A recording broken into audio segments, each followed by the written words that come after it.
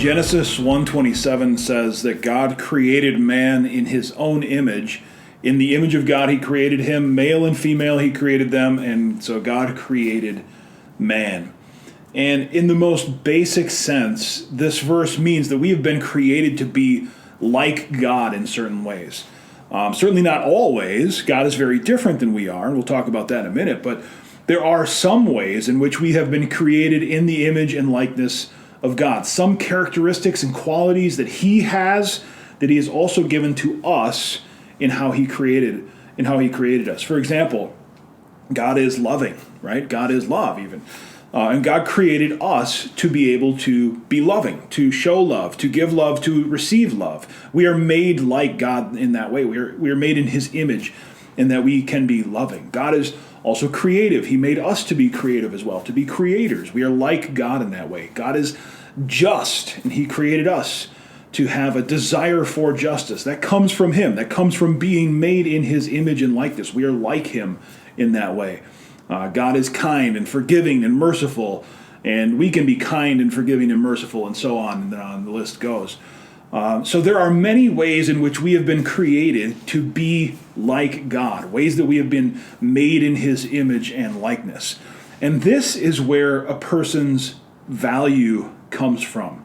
It doesn't come from the things that you do or who you are, your social status, your race, your gender, how much money you have in the bank, any of those things. None of those have anything to do with what gives you value as a person.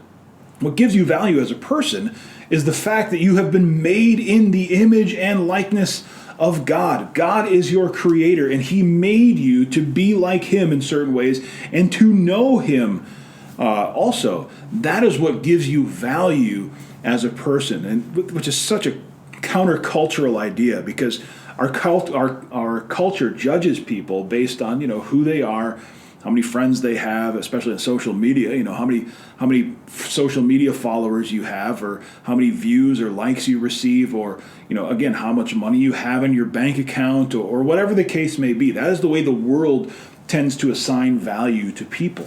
The Bible throws that out the window and says, no, all people are created in the image of God, and as such have an inherent value as a special and unique creation made in God's image. And that's, again, because we've been created to be like God, so we have that kind of value. But there are also ways in which that we are very different from God, in which ways that we are not made to be like him. For example, God is eternal. We are not. God is all-powerful. We are not. God is perfectly righteous and holy. We are not. And this is why when God created us, he didn't create us to be gods ourselves. We were created in his image, in his likeness, to share some of his qualities, but not all of them. And a big reason for this is that mankind has fallen into sin. And that fall has distorted the image of God in us. Sin has marred the image of God in us as it is. We get sick, we grow old, we die. This is how we see that God's image has been marred because of these different things that happen in our lives. We can be loving. We have been created like God in that way, but oftentimes we can also be full of hatred. We can be kind and merciful and forgiving, but we are often vindictive and spiteful and have a need for vengeance. Now, when God created Adam and Eve, they were made in his image, and while they were in the Garden of Eden, they had perfect fellowship with God because there was no sin separating them from him. His image in them was completely clear. But ever since the fall into sin, that image has been distorted by sin, and that's where we live now. This is the image of God in us right now is distorted because of the sin in the world and in our lives. But the image of God for those who are in Christ is always in the process of being restored through the power of Christ. Colossians 3 tells us that we are in the process of being renewed into the image of our Creator through Christ. So Christians are being redeemed, that we've been purchased by Christ through his blood, And the Spirit is working in us to mold us and shape us to be like Jesus. And so the image of God in us then is being reclaimed and reshaped through the Spirit, conforming us into the image of God the Son. So the more we grow into Christ, the more we grow into that image of God that we were created to be.